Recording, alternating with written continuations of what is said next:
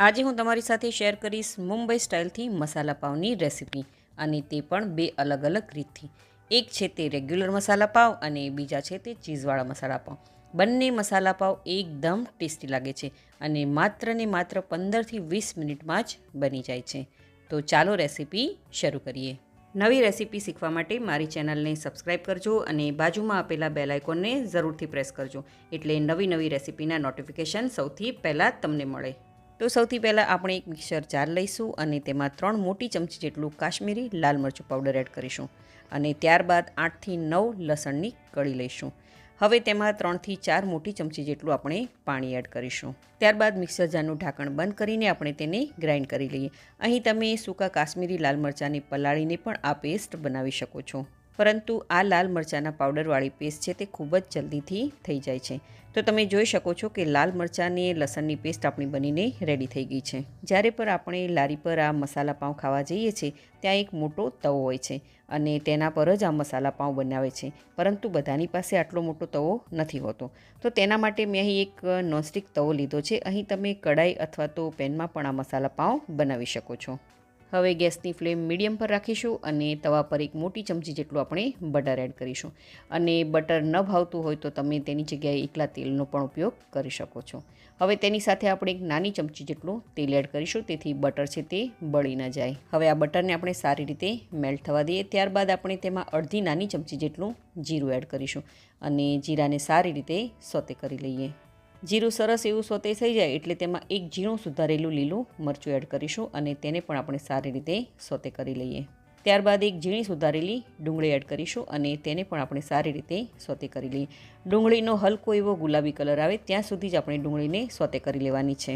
તમે આ રેસિપી કઈ સિટી, કયું સ્ટેટ અને કઈ કન્ટ્રીમાંથી જોઈ રહ્યા છો મને કમેન્ટ કરીને જરૂરથી જણાવજો.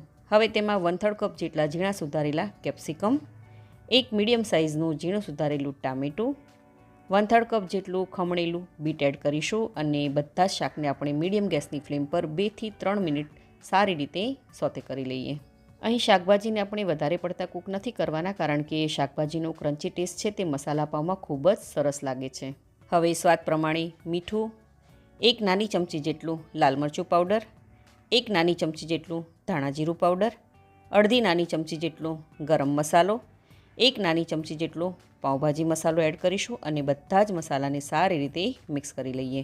અહીં પાઉંભાજીનો મસાલો મેં ઘરે બનાવેલો વાપર્યો છે અને તેનો વિડીયો ચેનલ પર મેં તમારી સાથે શેર પણ કર્યો છે. તો તેની લિંક હું ડિસ્ક્રિપ્શન બોક્સમાં આપી રહી છું, ત્યાં તમે જઈને ચેક કરી શકો છો.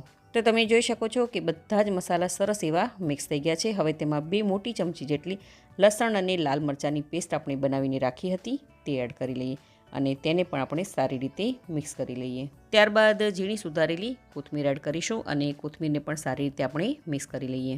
બધી જ વસ્તુ સરસ એવી મિક્સ થઈ જાય એટલે આપણે તેમાં 1/3 કપ જેટલું પાણી એડ કરીશું અને ત્યારબાદ તેને પણ સરસ એવું મિક્સ કરી લઈએ. હવે પાઉંભાજી મેશરની મદદથી આપણે શાકભાજીને મેશ કરી લેવાના છે.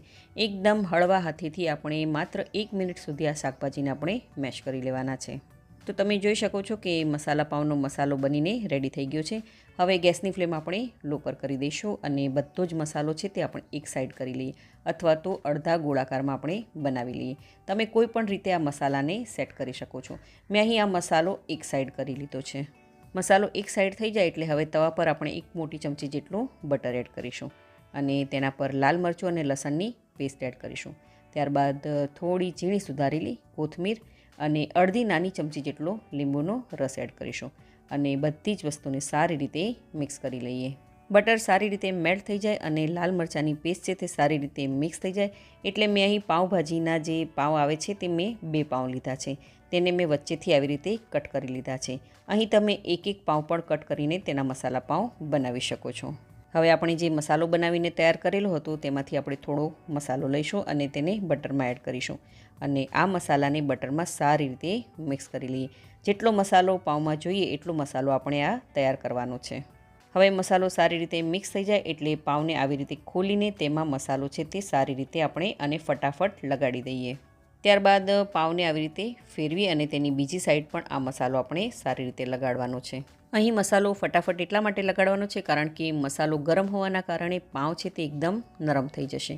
તો આ વાતનું તમારે ખાસ ધ્યાન રાખવાનું છે કે પાઉંમાં મસાલો ફટાફટ લગાડવાનો છે.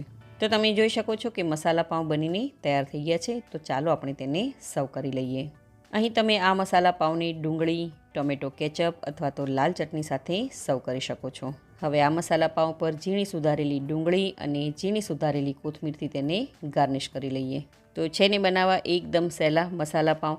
નાની નાની ભૂખ માટે માત્ર 10થી 15 મિનિટમાં ખૂબ જ સહેલાઈથી આ મસાલા પાઉં આપણે ઘરે બનાવી શકીએ છીએ અને તે પણ લારી પર મળે તેવા જ. હવે આ જ મસાલાથી આપણે ચીઝી મસાલા પાઉં બનાવી લઈએ. તો ચીઝવાળા મસાલા પાઉં બનાવવા માટે મેં અહીં લો ટુ મીડિયમ ગેસની ફ્લેમ પર એક પેન રાખ્યું છે અને તેમાં 1 મોટી ચમચી જેટલું આપણે બટર એડ કરીશું. બટર સારી રીતે મેલ્ટ થઈ જાય એટલે તેમાં 2 મોટી ચમચી જેટલી લસણ અને મરચાંની પેસ્ટ એડ કરીશું. ત્યારબાદ ઝીણી સુધારેલી કોથમીર પણ એડ કરીશું અને આ બધી જ વસ્તુને આપણે સારી રીતે સોતે કરી લઈએ. અહીં તીખું તમે તમારા ટેસ્ટ પ્રમાણે વધારે કે ઓછું પણ કરી શકો છો. હવે મેં અહીં 3 પાઉંભાજીના પાઉં લીધા છે. તેના મેં આવી રીતે મીડિયમ સાઇઝના ટુકડા કરી લીધા છે. હવે બટર છે તે સરસ એવું મેલ્ટ થઈ ગયું છે અને આપણે જે મસાલા પાઉંનો મસાલો બનાવીને રાખ્યો હતો તેને પણ આપણે એડ કરી લઈએ. અહીં પાઉં મસાલા સાથે સારી રીતે કોટ થઈ જાય એટલો આપણે મસાલો તૈયાર કરવાનો છે.